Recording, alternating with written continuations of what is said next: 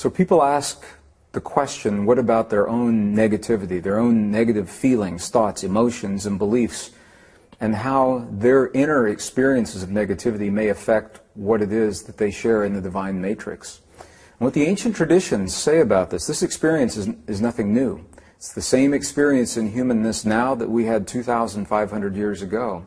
And what the ancient traditions in the text say is that our experience is only an experience, not positive, not negative, until we judge our personal experience, until we give it an importance based on our perceptions and our beliefs. And until we do that, it is simply an experience. So the question is, why are we judging ourselves, and how do we judge ourselves? And the healing comes from allowing us to feel whatever it is that the world gives to us to feel, and to acknowledge that feeling and say, yes, this is a feeling. Sometimes it's a good feeling, sometimes it's a bad feeling, but to allow the feeling to unfold without judging what the feeling means or being afraid of how it may affect something else in the world. The feelings that we call negative are simply indicators, indications that something has crossed our path that now is inviting us to examine this experience. Why do I feel this way? What is it saying to me? And they become a problem only when we ignore them, when they go unresolved, unreconciled feeling is the term that we use. When the feelings are unresolved and we bury or mask our hurt or our frustration or our anger or our jealousy or our rage, and we do that month after month, year after year, and that feeling is buried inside of us looking for an expression, that's where we begin to have the problems. But the feeling itself, when we have a feeling, I have negative feelings, and I don't judge them. I say, I'm having a feeling about this person or about this situation. And then I have to check with myself and say, why am I having this feeling? What does it mean to me? What is it telling me about my personal beliefs and my personal experience? And in that way, the negative feelings become our best friends, because they actually serve us rather than hurt us, and it's all based in our beliefs and the judgment that we attach to that experience.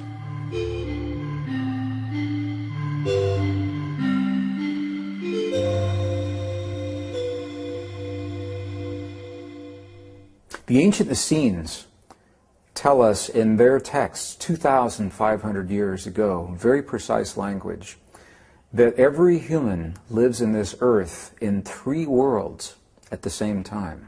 We live in the world of thought, the world of feeling, and the world of emotion. And their texts actually say to us, when these three become one, when the thought and the feeling and the emotion are merged, are married together into a single potent force, then when you say to the mountain, move, the mountain will move. Now, I used to believe that this was a metaphor, and now I have seen in the monasteries of Tibet, and I've seen with the holy and the sacred people in Bolivia and Peru, in the native traditions of the desert Southwest, in the medicineless hospitals in Beijing, China. This is not a metaphor. It is a literal fact. When thought, feeling, and emotion become one, we literally can change the stuff our world is made of. We can rearrange the atoms of matter through the belief waves that emanate from our heart. So the question is, when we are experiencing judgment and ego, what is that saying to us really? Well, the first thing it's telling us is that we are not in our heart, because the heart has no judgment and the heart has no ego. When we are experiencing those qualities, it is coming from our mind. It's coming from our inner child. It's coming from our fear, from our families, our perceptions, our conditioning. It's not coming from our heart. And this is so interesting to me, because I'm using the English language now. And in the English language, the language is not designed for this conversation. Other languages are. Sanskrit, for example, ancient Sanskrit.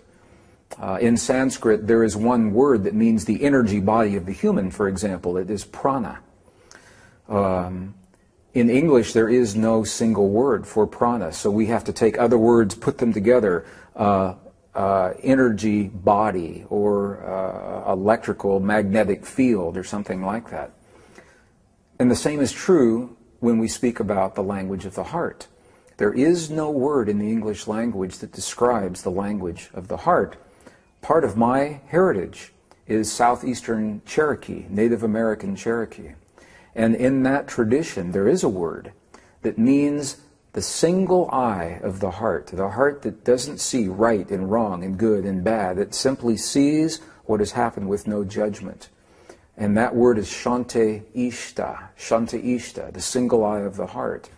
And so the goal of many ancient traditions, early Christian, early Jewish, early Buddhist, Native American, and now the scientific principles today, is to find a way to view the experiences of life, what happens in the world around us, our relationships, our finances, our health, through the single eye of the heart, the eye that says, yes, this is what has happened, without saying what has happened is good or bad or right or wrong. And when we find ourselves having those experiences, we are in our mind. And it is the marriage of the mind and the heart that give us the power to create. And the way they say to transcend, to get through the judgment that we find ourselves in, it sounds strange at first. But what they invite us to do is this. When something hurts us in life, when something crosses our path that causes us pain, our first reaction is to move away from it, to say, I don't want that. And that is when the judgment comes in. If we can embrace the experiences when someone or an experience hurts us in life, not that we like the experience or we want to have it again, but the ancients say that we should bless the experience. And this sounds very strange, to bless the things that hurt you. But here's what happens. When we begin to bless the things that cause us the pain, the blessing is simply the acknowledgement. When you say, I bless the person who has just been dishonest with me. I bless the person who has violated my trust, betrayed my confidence. And you say that again and again, and you say it out loud. What begins to happen is the verbal expression brings the physical energy up from the heart into the body. And soon your body becomes warm and you have tears in your eyes and you say, I bless this person, I bless this person. And it is the blessing that relieves the charge of the judgment for just a moment. And that's all we need. Because for just a moment, when the charge is relieved, we can replace the hurt with something else. And the ancients say that that something else is what we call beauty. Beauty is a powerful force in our world, and it already exists everywhere. The ancient Essenes and the Native Americans alike, they say that beauty is already everywhere in everything. Our job is to find that beauty, to seek it out. Now, Mother Teresa was a master at this. She would walk down the streets of Calcutta, India, and she would see dead bodies on the street and decay in the gutters. And in the dung in the gutter of the streets in Calcutta, she would find a flower growing, and in that flower she would find beauty in the streets. And that experience allowed her the strength to find even more beauty in life. So rather than judging the experiences, when they come to us, if we can look at each experience as a blessing, and when we find ourselves hurt, say, again, yes, I feel hurt, so acknowledge it first. Secondly, what is this hurt saying to me? What voice am I hearing? What does it tell me about my life? And bless the hurt now that is giving us information about ourselves. As we begin that experience, it is much easier then for our thoughts, feelings, and emotions to become one so that we can move that mountain when it comes across our paths.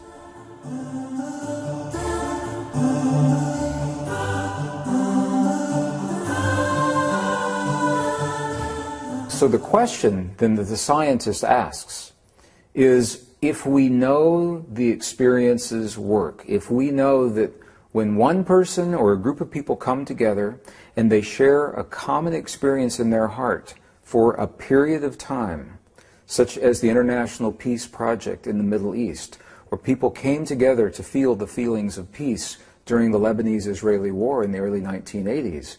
During the time they created those feelings, statistically, terrorist activities dropped to zero. Crimes against people declined. Emergency hospital room visits declined. Traffic accidents declined. And so the scientists ask, if this prayer is so powerful, then why didn't it last? And this is the crux, the secret of the ancient traditions that has been missed by so many people today. Because this experience in our heart was viewed by the scientists as something you do for a moment in time. So you go about your daily life, and at a certain time, you stop your daily life and you do this heart experience, this prayer. And when the prayer is over, you stop the prayer and go back to your life. And the crux of our most cherished, sacred, and ancient traditions is very clear that this experience of the heart is not something that we do. It is something that we become. It is something that we live in our lives. Life becomes the prayer. Every moment of every day is the prayer. And because this modality of prayer, it's called the lost mode of prayer, feeling-based prayer, because the prayer is based in a feeling, and we can have a feeling all the time. We can have a feeling in our cars, driving on the highway. We can have a feeling in the office, in the school, with our families, alone in the park. We can always have a feeling, and that means we can always be in prayer. But it's not something that we do in a moment. It's a way of living. It's a way of life. It's something that we become. And when we do that, the prayer never ends.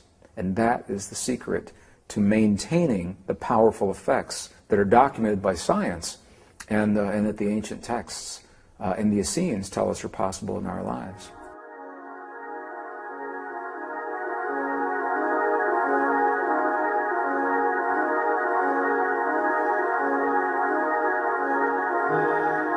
Absolutely. The whole idea, and the abbot in Tibet was so very clear when he said this, the new abbot. And I asked him the question through the translator. I said, what is the force that holds the universe together? We had already had the conversation that there is something out there. So I was asking for specifics from his Buddhist, Tibetan Buddhist perspective. I said, what is it that holds the universe together? What connects everything in the universe? And he had a conversation with the translator, and then he answered me with one word. He said, compassion. And I said, well, wait a minute. I thought that compassion is a feeling, an experience that we have in our bodies, in our hearts. I'm asking you, what is the force that holds everything together? And he answered me again. He said, compassion. And I said, well, is it an experience or is it a force? And he said, yes, it is both. And to me, that is so powerful because it reminds us that we are born into this world with a power in our hearts that we already have, that we don't have to learn. It's already there. And it's a power that aligns us with the framework, with the matrix of the universe itself, as Max Planck called this field of energy, the matrix, in 1944. He coined the term, the matrix, to describe this network of energy that holds particles of the universe together. And from the Buddhist perspective, the Tibetan Buddhist perspective, they recognize that the experience of compassion, it's not just feeling sorry for someone or saying, oh, poor person, you know, they're having a bad day. In Western traditions, sometimes people think of compassion as that way. And that may be a part of it. But from the Buddhist perspective, it's much deeper than that. It is living life awake and conscious and present in our hearts in the moment, knowing that we are part of all that is, and that what we do every moment of life is affecting not only us, it's affecting the other side of the universe, and consciously living our lives respecting and honoring that relationship. And it's such a beautiful way to live. Now that scientists have been able to show us through the imagery of the Chandra X-ray Space Observatory, the mission of this observatory was to detect invisible fields of energy in the universe. So while scientists have always suspected that up to 90% of the universe, they say, is empty, And this observatory now is showing us that in the space that we once believed was empty, it's not empty. There's a lot of energy in there, and it looks like a web or a net of energy. And it is the compassion in our hearts that creates the waves, the belief waves of electrical and magnetic energy that align us with this field. This is our technical, Western, male-dominated, schematically oriented, scientific way of describing, and it sounds very complex. The Buddhist monk, the abbot, he says compassion, and he says the same thing. And they have always known this. And this is where it's so fascinating to me, because science is a language. And it is only one language that describes our world and our relationship to the world. There are other languages. And science is a relatively new language. It's only about 400 years old. Other languages are 7,000 years old in the case of the Vedas. So science is good, however, it's incomplete. And we know that science does not have all of the complete answers. So when we go into the other traditions to see how they describe our relationship to the universe, in some ways they're much more complete. So Western science now, modern science, is only arriving in the last years of the 20th century and early 21st century. They have just arrived at the understanding that the field is out there, and they're saying, what do we do with this field? On the one hand, and on the other hand, this is the place where the ancient traditions have always begun. Science has spent 400 years debating and trying to prove whether or not everything is connected, while these ancient traditions began with the understanding that of course everything is connected. They didn't spend 400 years proving the connection. Their 400 years was used exploring how we may use that connection to become better people and create a better world. And for me, as a scientist, this is the value of looking into our most ancient and cherished traditions, honoring our past. Don't throw it out the window, honor it, and marry that wisdom with the best science of today. And together they create a greater wisdom than either would give us individually. And I think that we need that wisdom now at this time in history to solve the problems that we see in our lives. Science tells us how things work. The ancient traditions tell us how to apply that understanding in our life.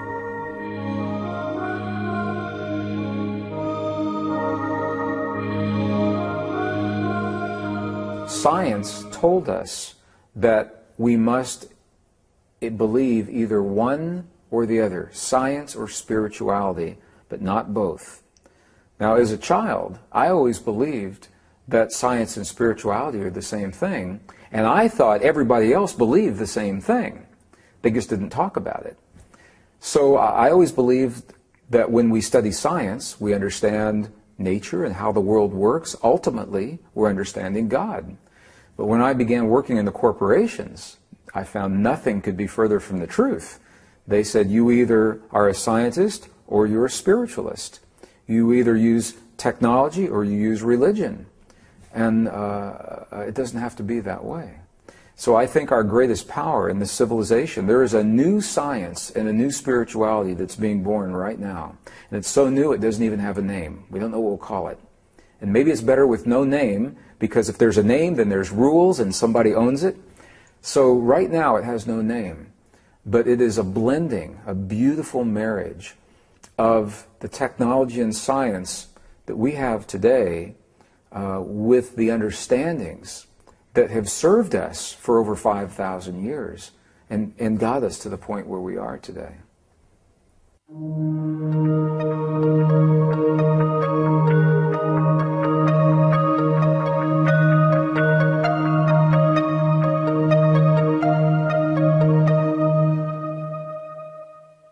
If I had the opportunity, if I came to this world from another world, and I could ask one question of myself in this lifetime, based on what I knew here that I couldn't find in that other world, I would ask the question, what is the one thing that we have in this world that would wake us up and remind us that we're a family, and that we are more than the differences that have separated us in the past, and that we're too precious to kill ourselves in war? What is the one thing that could be awakened in this lifetime and shared with every human on the face of the earth that would remind them of that truth? Because I believe it is a truth. That's what I would ask.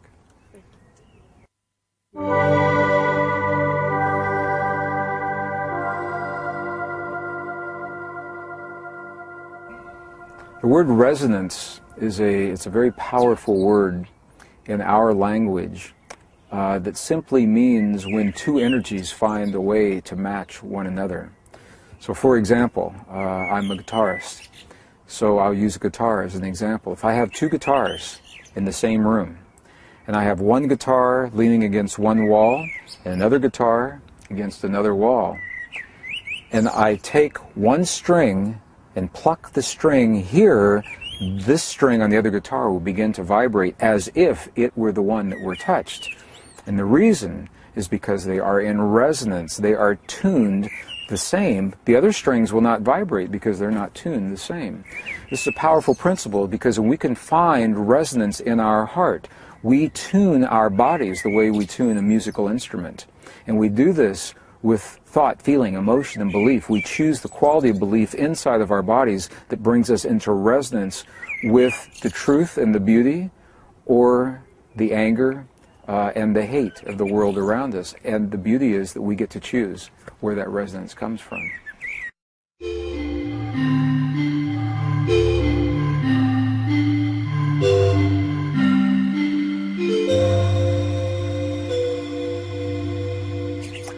The principle of resonance is perhaps one of the most powerful principles in nature, because it allows tremendous change to happen very quickly with a very few people in the kinds of things that we're talking about now. And the reason is because if those few people learn the language of resonance with the divine matrix, with the field, if they choose peace and healing in their bodies, and they find that they can convey that in the divine matrix, the focused power of knowing the language is stronger than the chaotic power of not understanding the language. So many people in chaos is what we see in our cities right now. A very few people focused that understand the language may transcend. I'm not going to say that they overpower or that they win.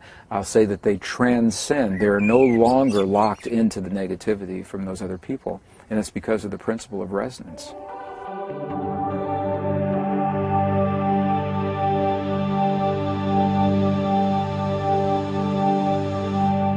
In our live programs, I often share a video, a very rare, beautiful, precious film that shows the healing of a woman from a cancerous tumor that is performed in the medicineless hospital in Beijing, China. And through the technology of sonogram, of ultrasound, we can see inside of her body, we can see a cancerous condition change in less than 3 minutes in the presence of 3 practitioners who understand the language of resonance that her body recognizes. So when they create the feelings within their hearts of her healing, her body mirrors that healing back to them. And I share this video for one reason and one reason alone. Because when we have the conversation in the workshop, it is academic, it's theory, it's nice to think about, and we hope it's true. When we see the image of the healing, it takes the whole conversation out of possibility and makes it very real in our lives. And we say that one of 2 things has just happened. Either we saw the video and it is a fake, because you can fake on a computer, or we saw the video and we have just seen something with our eyes that our heart wants to believe and that our mind needs to help us understand that miracles can work. So the reason I share the video is because it is quick, potent, powerful. The image, we'll think about that image for a long, long time to show people that it is real. However, they don't need to go to that precise hospital or any hospital to have that experience, because the whole idea of showing the video is to show that when we can feel these feelings in our bodies, we affect our own healing. And I'll tell you how I know this, because I've had the personal experience. In my life, I was diagnosed with a condition in the year 2000. And I went to a traditional doctor, and they did traditional techniques and said there's something there that shouldn't be there in your body. And I had to think about that. And I said, I travel the world and I show people this possibility from theory. And now I'm having an experience. What would this mean to me? And I realized it was an opportunity for me to practice and trust within myself what I'd been showing so many other people, so that from that moment forward, I could look at any human in the eye, and I could say to them, I know you have this power, and I can say this to you with confidence because I have healed myself doing exactly what I'm sharing with you right now. And that's what happened. I used the techniques that I learned in the monasteries in Tibet and I learned from the healers in China. However, I still went through the medical procedure because there's the part of the mind that questions. So I underwent the anesthetic, the doctors began to explore, and I woke up in the recovery room and the doctor said, "What are you doing here? There is nothing there. There was never anything there. There was no scar tissue. There was no evidence." He said, "Why are you here?" And I began in my waking up state to tell him about the power of human emotion to heal our bodies. And that's something that doctors don't like to hear. However, I have shown this video not only to public groups, such as the ones in Milan and in Germany and France and England. I've shown them to private organizations, the United States Air Force medical facilities. I've shown them to medical conventions and medical doctors. And they will look at this as a isolated miracle. They say, yes, this has probably happened. It's a miracle. We'll come back and explore it later, but first we're going to find the cure for cancer. Because in their mind, there's a disconnect. In the mind of a modern medical practitioner, there is no relationship between heart waves, belief waves, electromagnetic fields in the heart, and the healing of the body. In their mind, there is the model that you must either use chemicals or drugs or physically remove or alter the body in some way to affect the healing. And I think this is changing. It's changing now. But whether it changes in the world or not, what I know is that I can go into any audience with any person on the face of this earth, and I can look them right into the eye, and I can tell them, I know this is true, and I know it because of my personal experience.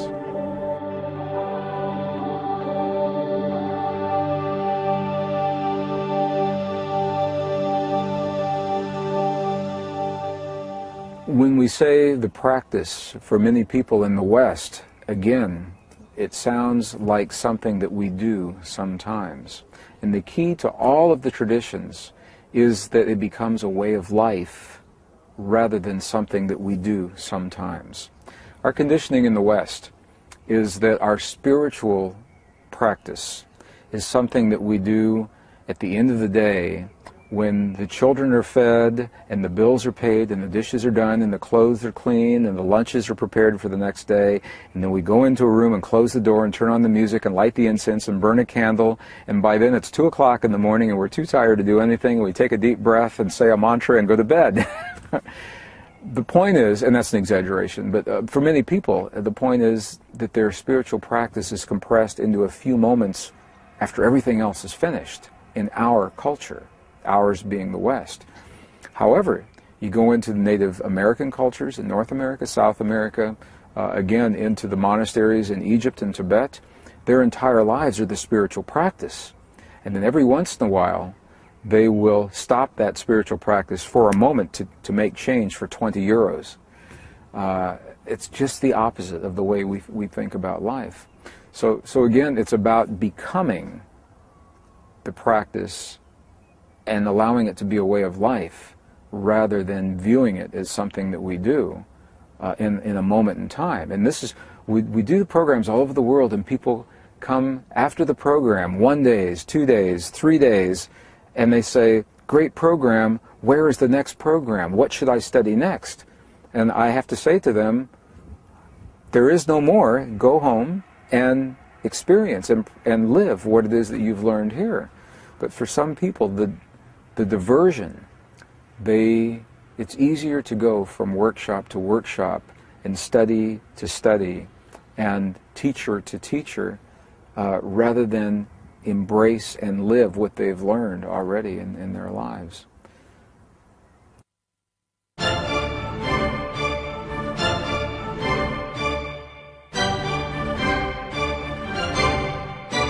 Everyone learns differently, and some people need the support and the structure of a group or a teacher to mentor them through, and other people need only a little push and a reminder of how it works, and they have the discipline to live this on their own, and that's what makes us unique. We're all different. We all learn differently.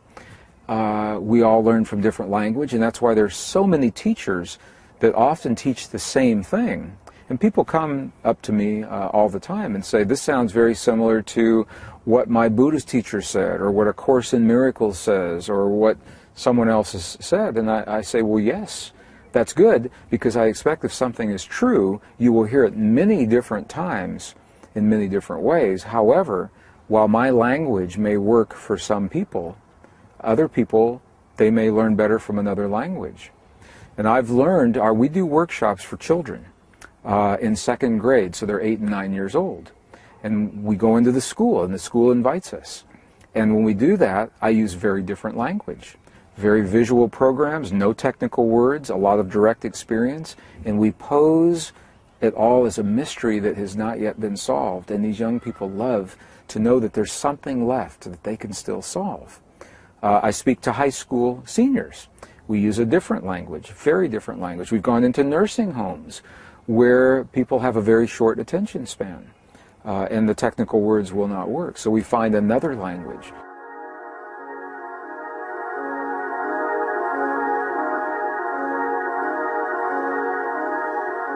So people ask the question frequently, within the divine matrix, is there a master plan? Do I believe that there is a master plan? And there are a number of different ways of looking at this. From the perspective of the ancient texts, we are approaching a time in history, a convergence time in history, when our world and our bodies are about to change. And all of the rules that have worked up until this moment in time will change. We will still be here and there will still be a world, but the rules will become different. So from that perspective, the owner's manual, if you will, of how we work in this world that has been here for 5,000 years, that divine plan may be coming to an end. We begin another plan.